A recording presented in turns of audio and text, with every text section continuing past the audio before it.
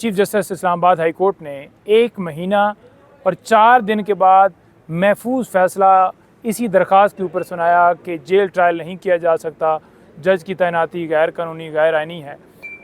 और आप ये देख लें कि जब ऊपर 2 मेंबर बेंच ने फ़ैसला दिया है तो उन्होंने ये कहा कि तमाम नोटिफिकेशन जो कि नीचे इस्लामाबाद हाई कोर्ट ने कहा था कि वो बिल्कुल ठीक हैं, तमाम नोटिफिकेशन को कलअदम करा दिया जाता है और ट्रायल जो है वहीं से स्टार्ट होगा जहां से 29 अगस्त को स्टार्ट किया गया था। वो जो नोटिफिकेशन था, जो एक बदनीति थी, जो एक छुपा के रिमांड किया गया, जो एक छुपा के गिरफ्तारी हुई, वो सारी चीज़ें ऑन रिकॉर्ड हैं। पूरी दुनिया जानती है कि किसी अदालत में खान साहब को पेश नहीं किया गया, ना अदालत कभी उधर गई है। 21 या 22 डेट होगी जब हमने अदालत से जाकर पूछा कि क्या कोई इमरान खान साहब की गिरफ्तारी या कोई इस तरह का रिमांड का सुन रहे हैं, तो उन्होंने कहा जी ऐसे कैसे हो सकता है, ये मीडिया वाले लोग हों इस दौर के अंदर, क्या ऐसा मुमकिन है। तो जब 30 को मिले हैं, खान साहब ने कहा कि मुझे भी नहीं इतला, तो मुमकिन हो गया ना। तो सेम वो चीज़ें जो हैं कोर्ट के सामने रखी जाती हैं, लेकिन समझ से बाहर है कि वो फैसला देते हुए वो क्यों नहीं चीज़ लिखते कि छुपा के गिरफ्तारी हुई। ये तो लिख देते हैं कि 4 हफ्तों के अंदर ट्रायल ख़त्म किया जाए, ये तो लिख देते हैं कि जो वज़ीर आज़म है 248 के तहत ऑफिशियल ड्यूटी जो है वो अदा करते हुए उसे इस्तिस्ना हासिल है, ये तो लिख देते हैं कि जो है सेक्शन 5 और सेक्शन 9 के तहत जो सज़ा है वो सज़ा मौत है या उम्र कैद है। लेकिन वो क्यों नहीं लिखते जो उनको लिखना चाहिए।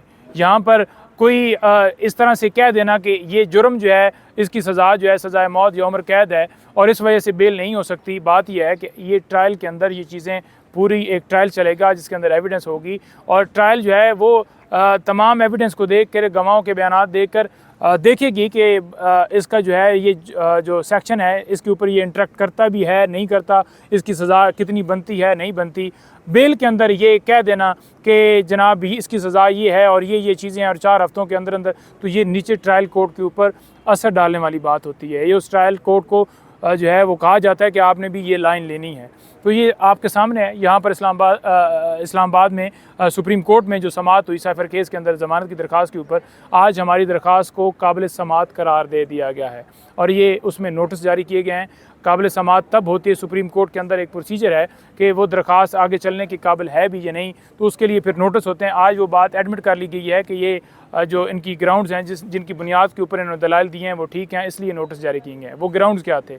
3 से 4 मैं इन शॉर्ट बताऊँगा।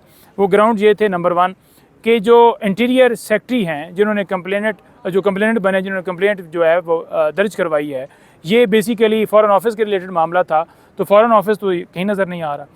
फिर जो नेशनल सिक्योरिटी काउंसिल की जो मीटिंग थी जो 31 मार्च को ही, उसके अंदर भी ये बाकायदा तौर पर बात तस्लीम की गई कि ये इस तरह की लैंग्वेज इस्तेमाल की गई है अमेरिका की तरफ से और हमारे अंदरूनी मामलात में ये मुदाखलत है, तो लिहाजा हम डीमार्च कर रहे हैं।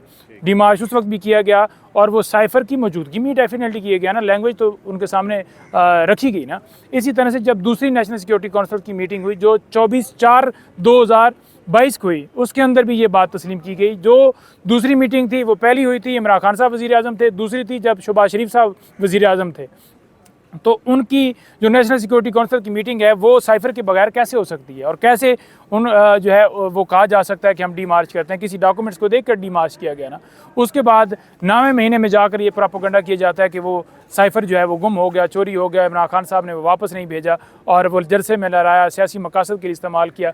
बात यह है कि आपकी सलामती के ऊपर कोई हमला करता है, आपके अंदरूनी मामलात में कोई मुदाखलत करता है, बाहर से आपको कोई धमकी देता है कि आपकी हुकूमत जो है वो हटा दी जाए, अगर आप हुकूमत नहीं हटाएंगे तो आप जो है वो कार्रवाई के लिए हम फिर नाराज़ रहेंगे और अगर आप हटा देंगे तो हम आपको माफ़ कर देंगे। तो बात यह है कि उसके ऊपर वज़ीर आज़म जो है, जो 25 करोड़ आवाम का जो है वो वज़ीर आज़म है जिसको आवाम ने वोट के ज़रिए मुंतखब किया, क्या उसका हक़ नहीं है कि वो ऑफिशियल ड्यूटी निभाते हुए लोगों को एतमाद मिले, उन्हें बताएं कि भाई ये मुदाखलत हो रही है। 7 तारीख को साइफ़र आता है और 11 तारीख को इमरान खान साहब की 4थे महीने में हुकूमत जो है वो ख़त्म कर दी जाती है। तो ये सब बातें आपके सामने, ये बातें आज इधर भी रखी गई हैं सुप्रीम कोर्ट में और उसके बाद जो दरख्वास्त जो है वो जोधा साहब क्या लगता है कि साइफ़र दोबारा से नए सिरे से प्रोसिक्यूशन शुरू करेगी या अब आपको लगता है कि साइफ़र का केस बंद ही हो गया हमेशा के लिए? देखिए, अगर साइफ़र केस की बात की जाए तो ट्रायल वहाँ से शुरू होगा जहाँ से जो है वो नोटिफिकेशन जारी किया गया था 29 अगस्त के ऊपर ये दोबारा जो है वो घड़ी जाएगी। और आप ये देख लें कि कितनी जल्दी, कितनी उजलत दिखाई गई।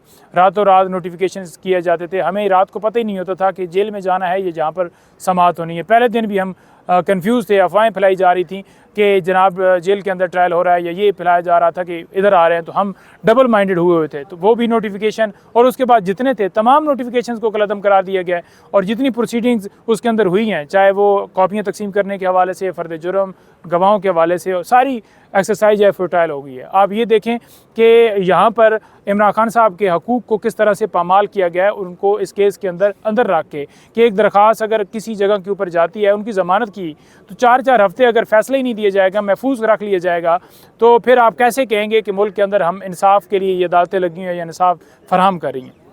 तो रिहाई नज़र आ रही है इसमें, क्योंकि जो सुनने वाले हमारे वो तो ये चाह रहे हैं कि भाईजान हमें ये समझाएं खान साहब कब बाहर आ रहे हैं। देखिए, अगर बाहर आने की बात हो ना, तो पहले तो स्टेट जो है वो मुकम्मल तौर पर मुकदमात ऐसे उन्होंने बोगस झूठे बनाए हैं चंद महीनों के अंदर कि जिसकी कोई मिसाल नहीं है, जिसका कोई नज़ीर नहीं मिलती। और अगर केसेस को देखा जाए तो केसेस हैं ही, उनमें जान नहीं है। और अगर अदालतों को देखा जाए तो आपके सामने रवैया क्या है कि क्या सूरत हाल हाई कोर्ट के अंदर पेश आती है। अज़्म एतमाद करते हैं तो वो कहते हैं जी नहीं, केस मैं ही सुनूंगा। हम कहते हैं कि आप केसेस को है किसी और को ट्रांसफ़र करें, वो कहते हैं जी नहीं, हमने ट्रांसफ़र नहीं करने। फिर अपने पास रख के पहले फ़िक्स नहीं किया जाता, जब फिक्स किया जाता है फिर एडजर्नमेंट दी जाती है, फिर जब एडजर्नमेंट के बाद फ़ैसला दिया जाता है तो फ़ैसला महफूज कर लिया जाता है। तो जब इस तरह से कार्रवाई होगी और एक बंदा जो एक मुकदमे से रिलीज़ होगा और दूसरे मुकदमे में गैर कानूनी तौर पर, जैसे आपने देखा कि अलकादर ट्रस्ट केस के अंदर गैर कानूनी तौर पर गिरफ्तारी डाली गई, नैब ने बार बार बयान दिया अदालत के अंदर कि जो करंट ऑर्डिनेंस है उसके मुताबिक 10 दिन की जो टाइम है वो लिमिटेशन है, 10 दिन के अंदर अंदर इन्होंने रिवीजन फाइल करनी थी, जो कि इन्होंने नहीं की, और 10 दिन के बाद इन्होंने रिवीजन फाइल की हैं। तो लिहाजा इनकी जो रिवीजन हैं वो मेंटेनेबल नहीं है, इंफ्रक्चर्स हैं। तो ये बात मिसगाइड की गई। अदालत ने ये बात जो है तस्लीम कर ली कि वाकई इन्होंने की गलती थी, और उन्होंने माफ़ी भी मांग ली।